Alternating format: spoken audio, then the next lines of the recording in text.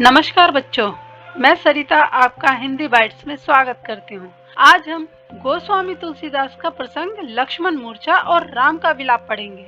ये प्रसंग उनके रामचरितमानस के लंका कांड से लिया गया है। इसका पहला दोहा है, तब प्रताप उर राखी प्रभु जहु नाथ तुरंत, अस कही आए पाई पद बंदी चले हनुमंत। लंका युद्ध में जब लक्ष्मण जी मूर्छित हो गए तो हनुमान जी उनके लिए जड़ी बूटी लेने जा रहे थे। रास्ते में अयोध्या नगरी पड़ी। हनुमान जी ने सोचा कि वे राजा भरत से मिलते चलें। उनसे मिलकर जाते हुए हनुमान जी ने भरत से कहा कि आपका प्रताप, आपका तेज मैं अपने हृदय में लेकर, हे प्रभु, हे नाथ, ठीक टाइम पर सही समय पर लंका पहुंच जाऊंगा। अस कही आयसु पाई पद बंदी चले हनुमंत। यानी ऐसा कहकर उन्होंने भरत जी के चरण छुए और वहां से चल दिए। भरत के बाहुबल, शीतल स्वभाव और प्रभु श्री राम के प्रति उनकी अपार श्रद्धा, अपार भक्ति को देखते हुए, उनकी प्रशंसा अपने मन में बार बार करते हुए, वो उनकी सराहना करते हुए पवन कुमार लंका की ओर जा रहे हैं। ये दोहा छंद है। इन दोहों में हनुमान जी की भक्ति और भरत के गुणों का वर्णन हुआ है। पूरे दोहे अवधी भाषा में लिखे गए हैं। मन महु पुनि पुनि पवन कुमार पाई पद में अनुप्रास अलंकार है और पुनि पुनि में पुनरुक्ति प्रकाश अलंकार भी है। उहा राम लक्ष्मण निहारी बोले वचन मनुज अनुसारी। वहाँ लंका में राम लक्ष्मण को निहार रहे हैं, देख रहे हैं और एक साधारण मनुष्य की भांति, एक साधारण मनुष्य की तरह वहाँ विलाप कर रहे हैं। अर्ध राति गई कपि नहीं आयो, यानी आधी रात बीत गई है, हनुमान जी अब तक नहीं आए। राम उठाई अनुज उर लायो। ये कहकर राम ने अपने अनुज लक्ष्मण को अपने हृदय से लगा लिया। सकहु न दुखित देखी मोहि काऊ। और कहने लगे कि तुम तो मुझे किसी भी हाल में दुखी नहीं देख सकते थे। बंधु सदा तव मृदुल स्वभाव। तुम्हारा तो स्वभाव इतना मृदुल है, इतना मधुर है, तुम सदा मुझे सुखी देखना चाहते हो। मम हित लागी तजेओ पितु माता। तुमने मेरे हित के लिए और मेरा साथ देने के लिए माता पिता तक को भी त्याग दिया। स्नेहो विपिन हिम आपत बाता। और मेरे स्नेह के कारण, मेरे प्रेम के कारण ही तुमने सारी आपदाएं झेली, सर्दी, गर्मी, बरसात और वन के कठिन जीवन को भी झेला। सो अनुराग कहाँ अब भाई। फिर वो लक्ष्मण से इस बात का उल्हाना करते हैं कि भाई अब तुम मुझसे वैसा पहले जैसा प्यार नहीं करते, तुम्हारा वो पहले जैसा प्यार अब कहाँ चला गया। उठो न सुनी मम बच बिकलाई। तुम मेरे इतने वचन सुनने के बाद भी उठ नहीं रहे हो। मैं इतना व्याकुल हूँ, मैं इतना परेशान हूँ, फिर भी तुम नहीं उठ रहे। जो जन तेऊ बन बंधु बिछोहु, पिता वचन मन तेऊ नहीं ओहु। यानी मैं जो जानता कि यहाँ वन में आकर मेरा भाई, मेरा बंधु मुझसे बिछड़ जाएगा, तो मैं पिता के वचनों को भी नहीं मानता और जंगल में नहीं आता। ये पूरा काव्यांश चौपाई छंद है। राम के मानवीय रूप और उनके विलाप का भावनात्मक वर्णन किया गया है और इसमें करुण रस की प्रधानता है। पूरा काव्यांश अवधी भाषा में लिखा गया है। बोले वचन दुखित देखी बन बंधु बिछोहु बच बिकलाई में अनुप्रास अलंकार है। इसे पढ़ते हुए हमारी आंखों के सामने एक दृश्य बिंब बन जाता है। सुत बित नारी भवन परिवारा, हो ही जाही जग बारे ही बारा। यानी पुत्र, धन, पत्नी, घर, परिवार, ये सब कुछ अगर नष्ट हो जाए तो हमें दोबारा मिल सकता है, बार बार भी मिल सकता है। अस बिचारी जिए जागहु ताता, मिलई न जागत सदोहर भ्राता। श्री राम जी लक्ष्मण से कहते हैं कि तुम ये विचार करके ही उठ जाओ भाई कि ये सब कुछ तो दोबारा मिल सकता है, परंतु एक सहोदर भाई, एक प्रिय भाई इस जगत में दोबारा नहीं मिल सकता। जथा पंख बिनु खग अति दीना, मणि बिनु फनी करी कर हीना। यानी जैसे पंखों के बिना एक पक्षी और मणि के बिना शेषनाग और सूंड के बिना एक हाथी बेकार है, दीनहीन हो जाता है। असमम जीवन बंधु बिनु तोती, जो जड़ दैव जियावे मोही। अगर मेरे भाग्य में तुम्हारे बिना जीना लिखा हो तो मेरा जीवन भी इन सब के समान ही बेकार दीनहीन हो जाएगा, क्योंकि मैं तुम्हारे बिना जीवित नहीं रह सकता और मेरा जीवन बेकार हो जाएगा। जयऊ अवध कवन कुहुम लाई, नारी हेतु प्रिय भाई गवाई। श्री राम कहते हैं कि हे लक्ष्मण, मैं अवध में जाके, अयोध्या जाके सबको क्या मुख दिखाऊंगा, मैं कैसे सबका सामना करूंगा। लोग कहेंगे कि तुमने नारी के लिए अपने भाई को गंवा दिया, तुमने नारी के लिए अपने भाई की जान गंवा दी। बरु अपजस सहतेऊ जग माही, नारी हानि विशेष क्षति नाही। फिर श्री राम कहते हैं कि पत्नी को खोना कोई विशेष क्षति नहीं है। अगर लोग मुझ पर ये इल्जाम लगाएं, ये ताना दें, उलाहना दें मुझे कि तुमने अपनी पत्नी की देखभाल नहीं की, अपनी पत्नी को गंवा दिया, तो ये मेरे लिए कोई बड़ा अपमान नहीं होगा जिसे मैं सह न सकूं। ये पूरा काव्यांश भी चौपाई छंद में लिखा गया है। हमारी आंखों के सामने एक दृश्य बिंबित हो जाता है। जथा पंख तो ही में उदाहरण अलंकार है, क्योंकि उन्होंने उदाहरण दिया है, और भाषा इसकी भी अवधि है। इसमें करुण रस है। जाहि जग बारही बारा, बंधु बिन्नु करिबर कर में अनुप्रास अलंकार है। अब अपलोक शोक सुत तोरा, सही निठुर कठोर उर मोरा। श्री राम रोते हुए लक्ष्मण से कहते हैं कि मैं तुम्हारे खोने का अपमान और तुम्हारा शोक फिर भी दोनों सहन कर सकता हूँ, क्योंकि मेरा हृदय तो कठोर है, मैं एक पुरुष हूँ। निज जननी के एक कुमारा, दास दासु तुम प्राण आधारा। यानी हे भाई, तुम अपनी माता के एकलौते पुत्र हो, उसके एकलौती संतान हो, और तुम उसके प्राणों का आधार हो।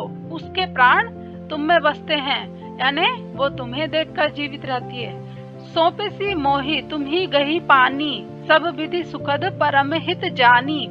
उस माता ने जो तुमसे बेहद प्रेम करती है, उसके प्राण तुम में बसते हैं। उस माता ने तुम्हारा हाथ मेरे हाथ में सौंपा, क्योंकि उन्हें ये विश्वास था कि मैं तुम्हारे सुखों का, तुम्हारे हित का पूरा ध्यान रखूंगा, पूरा ख्याल रखूंगा तुम्हारा। उतरु काह दहु तेहि जाई, उठी किन मोहि सिखाओ भाई। अब तुम ही बताओ कि मैं उस माता को क्या उत्तर दूंगा, उन्हें कैसे समझाऊंगा, उन्हें कैसे तुम्हारी मृत्यु के बारे में बताऊंगा। अब तुम ही उठकर मुझे ये सिखाओ, ये बताओ कि मैं उनको कैसे उत्तर दूंगा। बहुविधि सोचत सोच विमोचन, श्रवण सलिल राजीव दल लोचन। इस तरह के बहुत सारे ख्याल और बहुत सारी बातों को सोचकर भगवान श्री राम की आंखों से लगातार आंसू बहते जा रहे थे। उमा एक अखंड रघुराई, नर गति भगत कृपालु दिखाई। वहाँ कैलाश में भगवान शिव जी उनकी ये लीला देख रहे थे और पार्वती जी से कहते हैं कि हे उमा, देखो जो रघुराई अखंड हैं, नश्वर हैं, वो मानव रूप में कैसे अपनी लीला दिखा रहे हैं। भक्तों पर कृपा करने वाले भगवान खुद मनुष्य की भांति यहाँ शोक मना रहे हैं। ये पूरा काव्यांश चौपाई छंद में है। इस काव्यांश में राम की व्याकुलता का सजीव चित्रण किया गया है। ये हमारी आंखों के सामने दृश्य बिंबित कर देता है और इसकी भाषा सुंदर अवधि है, करुण रस की प्रधानता है। तात तासु तुम बहुविधि सोचत सोच, श्रवण सलील में अनुप्रास अलंकार है, राजीव दल लोचन में रूपक अलंकार है। प्रभु प्रलाप सुनि कान बिकल गए, बानर निकर आई गए हनुमान, जिमी करुणा मह वीर रस। यानी भगवान राम के विलाप को सुनकर वानर सेना के हौसले कम हो रहे थे, वो भी व्याकुल हो रहे थे। वहाँ सब लोग बहुत दुखी थे कि तभी वहाँ हनुमान जी जड़ी बूटी लेकर आ गए। वो इस तरह से वहाँ पर आए मानो करुण रस में वीर रस आ गया हो, यानी दुख की घड़ी में हिम्मत लेकर आए हों। हर्षि राम भेटे हनुमाना, अति कृतज्ञ प्रभु परम सुजाना, तुरंत वैद तब कहीं उपाय, उठी बैठे लक्ष्मण हर्षाए। वहाँ हनुमान जी को देखकर भगवान राम खुश हो गए, हर्षित हो गए और उन्हें गले से लगा लिया। एक शिष्ट व्यक्ति की तरह अच्छे इंसान की तरह उनका धन्यवाद किया। जड़ी बूटी के आते ही वैद्यराज ने उपचार शुरू कर दिया और लक्ष्मण जी ठीक हो गए। वो हंसते हुए मुस्कुराते हुए उठ बैठे। हृदय लाई प्रभु भेटेऊ भ्राता, हर्षे सकल भालु कपि भ्राता।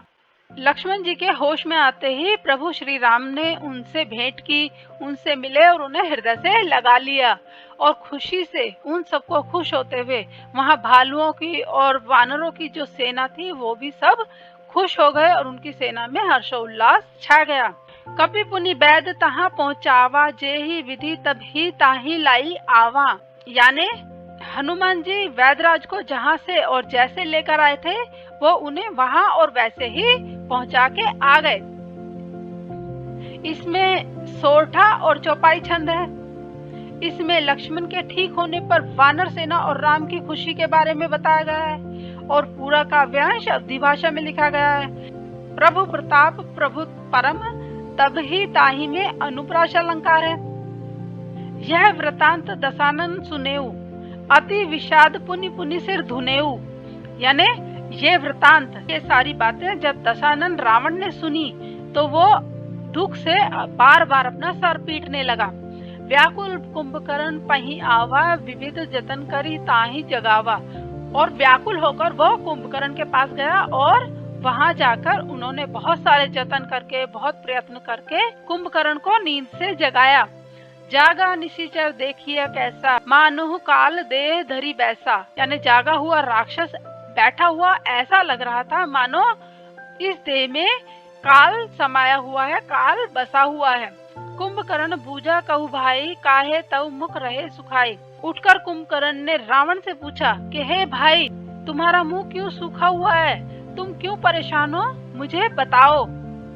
ये चौपाई छंद है। रावण के दुख का वर्णन किया गया है इसमें और कुंभकर्ण के लिए काल की उत्प्रेक्षा की गई है। यहाँ उत्प्रेक्षा अलंकार है।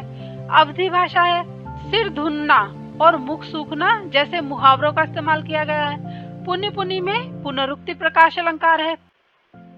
कथा कही सब तेहि अभिमानी, जेहि प्रकार सीता हरि आनी। कुंभकर्ण के पूछने पर अभिमानी रावण ने सारी कहानी, सारी कथा कुंभकर्ण को कह सुनाई कि कैसे उन्होंने सीता का हरण किया है। तात कपीन सब निशिचर मारे, महा महाजोधा संहारे। और ये भी बताया कि सीता हरण के बाद लंका में युद्ध हो रहा है और वहाँ वानरों की सेना ने बहुत सारे राक्षसों को मार डाला है और महान महान योद्धा, बड़े बड़े योद्धा इस युद्ध में मारे गए हैं। दुर्मुख सिर रूप मनुज आहारी, भट अतिकाय अकंपन भारी। फिर वो उन राक्षसों के बारे में बताने लगा कि दुर्मुख, दो मुख वाला राक्षस, सुररिपु इंद्रजीत यानी देवताओं का शत्रु, मनुजाहारी यानी मानवों को खाने वाला राक्षस और महान योद्धा अतिकाय भी इस युद्ध में मारा गया है। भट्ट, अतिकाय और कंपन जैसे बड़े राक्षस भी इस युद्ध में मारे गए हैं।